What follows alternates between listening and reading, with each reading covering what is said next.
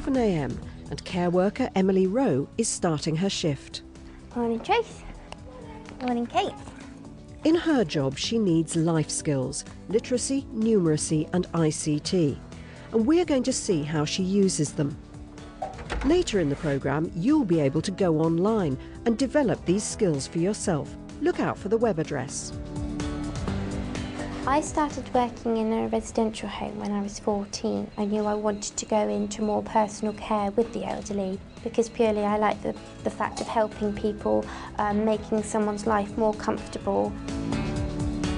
I started off as a care assistant, then I progressed up to being key worker, which is where I have 4 of my own individual residents where I deal with all their personal needs, and I also have a special duty which is entertainment.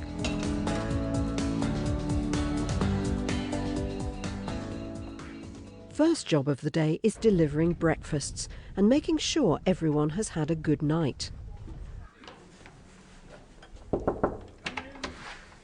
Good morning. Good morning, dear. How are you today? That's lovely. Is your breakfast all right? Yes. Got everything? You got your tea and your cereal? Yes, and that's toast? what I always like. Okay. Thank All you right very then. much. See you later, Mervyn. Yes, bye, dear. Bye. Providing care involves building close relationships and getting to know people as individuals. You're a cheeky boy.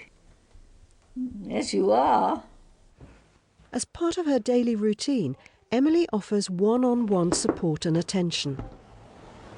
Good morning, Lillian. Yes, Just love. going to brush your hair. Oh, yes, brush my hair. Made myself look a bit better. Since working at the care home, Emily has gained NVQ levels 2 and 3 and her modern apprenticeship. Do you want your feet up?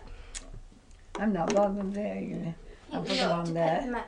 And in 2004, she won the award for Young Care Practitioner of the Year. There you go. Do you want the rug over your knees? Yeah, put it over my feet. Keep them warm. All right? Yes. You comfortable? Yes, I'm comfortable. Okay. Yeah. Should we put this on the bottom of your bed? Yeah, you can have it. This job isn't just about providing tea and sympathy. Have you any other special likes? Emily's also responsible for collecting information on each of her residents. And this morning, she's writing a care plan for new resident Mervyn. Yes. Lovely. The care plans are a collection of information about each individual, stored electronically. They detail everything from medication required to dietary preferences and the state of mental and physical health. And we need to do your care plan, which is all I your see. personal information. Yeah. Emily's making notes about Mervyn and using one of the most important skills in her job, communication. Generally, what's your mood like? Are you quite a happy person? Yes, I am normally, but Yeah. having lost my wife in a fairly long illness, Yeah. I think it'll take me a long while to get over it. That's understandable. Right. Is there any hobbies and interests that you really like at all? What do you like doing the most? Well, I just like going out in the country. Out? Do you like going on different trips? Trips, yes. Well, on a day like this, it's lovely Yes, to go out, and especially around the yes. countryside. Yeah. We're going to move on to the dietary section now. You're No. quite happy with like things like curry? Oh, yes. You like curry? Yeah. Yes. Okay. Stronger the better. Oh. What about meat? Are you happy with all meat? Yes, Yeah? I am. Okay. Yes. Sweet-toothed I am. Right. Mervyn, I've got a letter here, Mervyn. It's from your doctor.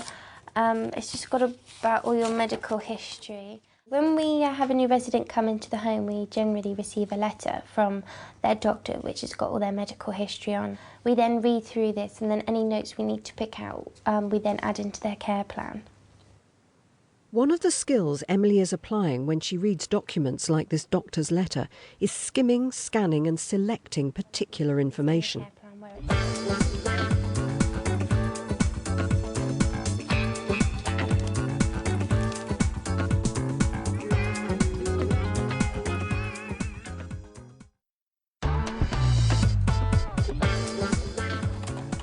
all the questions that I asked Mervyn a minute ago when I went through his care plan, I'm now transferring all of it onto the computer, which we do throughout all of the care plan with all the information.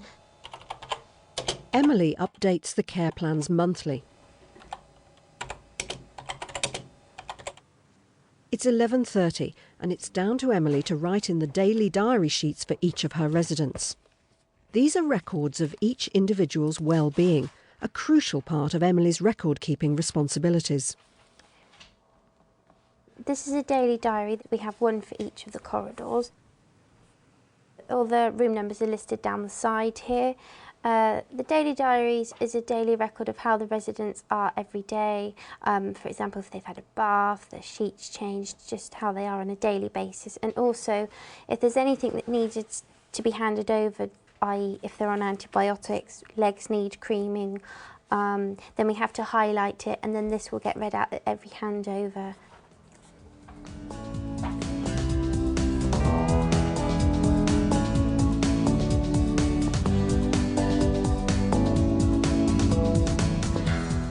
Lillian!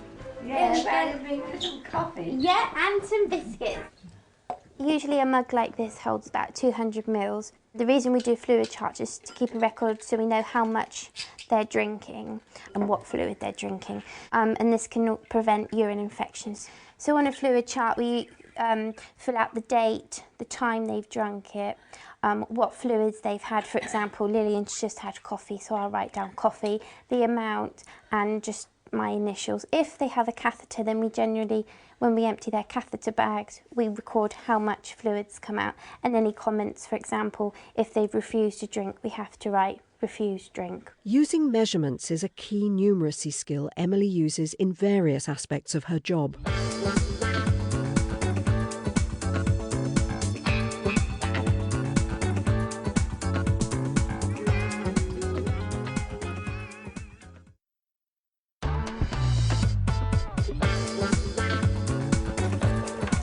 It's lunchtime and Emily's turn to do the medication round. For the lunchtime pills, we use the white lids or the white pots. The yellow are for the morning ones, the green are for liquids, the red ones are for supper, and the blue are for night. And the lunchtime pills are in here ready to take, so we take those with us. And I need the book as well, and I need a pen. All of the key workers do the medication rounds.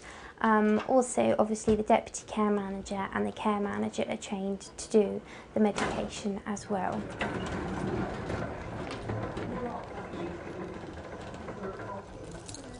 To be a carer, I think you definitely have to have something about you. It's not a job that suits everybody.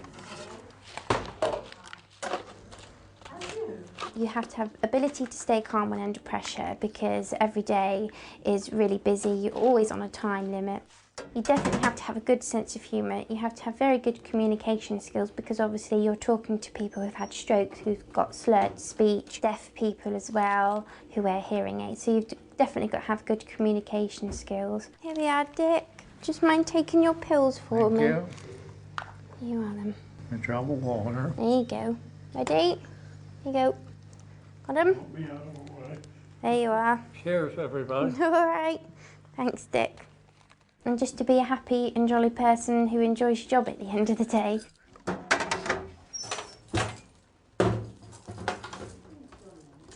Lillian, do you remember when I took you to Sophie's wedding? I remember. I have a resident called Lillian who I'm very close to. She came in about a year and a half ago with her husband. Unfortunately, her husband died last March. And I've cared for her as much as I can since her husband's died. That's my boyfriend. Oh, is it? Which one? What do you mean, which one? That's what you mean, second. I actually had a letter from her family saying that Lillian wouldn't be alive today if it wasn't for me. That was the time. Yeah. There's so many of them. It's my mum. That means a lot to me. It makes me feel like I'm doing my job properly. He's been out. That was, that was the time. Yeah. There's so many of them. And there's my brother. Oh, yeah. He's only 17, look, and he's taller than me. You do. Pardon? He's like you too. What, good looking? I'm not saying anything. But to me, this isn't just a job, it's something that I do enjoy, because I enjoy helping people and being around people as well. Dressed in You pink. got a frown on.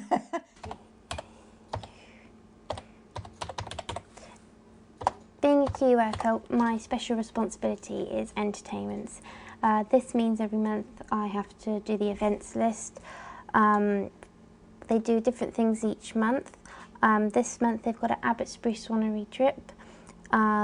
They've got a fish and chip trip, which that's one of their favourite trips that they enjoy. Also, every month they have communion, which is the first Thursday of every month.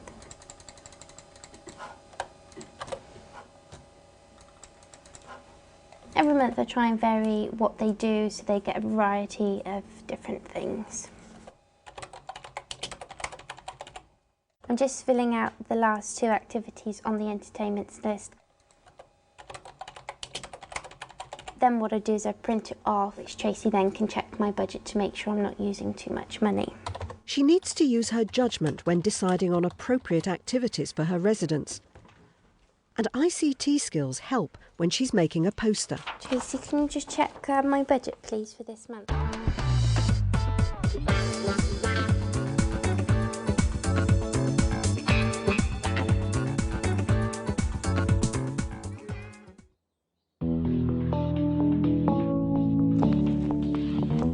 I'll take you around the pond, Professor. Mid-afternoon, and time for Emily to spend some one-on-one time with one of her residents. I didn't realise actually how hot it was. Have you seen the big fish in there, Professor? Have I been what? Have you seen the big fish in the pond? There can be different challenges on a daily basis with care. For example, if a resident suffers with dementia or short-term memory loss. If we have residents who suffer from stroke, their mood might tend to change or their speech is slurred. Every day is different, it's a challenge. Yeah, it's enjoyable, and I think one thing that helps here is that all the girls get on really well together. The residents appreciate us. We just get on with it and deal with the situation as best as we can. Patrick's for supper? Oh no. No. Across the ship in the garden. It's just gone 4, almost the end of the shift. But before she can leave, she has to complete a handover to the next shift so they can be made aware of what's been going on both during the previous day and night. Right, Audrey's okay. She did have a little bit of an upset stomach last night. She is fine today, but just maybe keep an eye on her this evening. Yeah. Are we still putting our eye drops in? Yeah, in the left eye. All the information comes from the daily diary, which is where I wrote the records this morning. Although last night she refused her supper, but she has been out into the dining room today and she has had a good lunch. Okay. So just have to watch that. Yeah, just record if she doesn't eat her supper this evening. And Joy has been fine, no problems with her. Okay. And that's it. I hope you have a good night tonight. 4:30 and the end of Emily's shift. But at 7 a.m. tomorrow, it all starts again. Bye, Nat. See you tomorrow. Bye. Does she think it's worth it? When I finish my shift, I feel very rewarded, and I know I've helped someone live a better quality life where they're more comfortable and happy.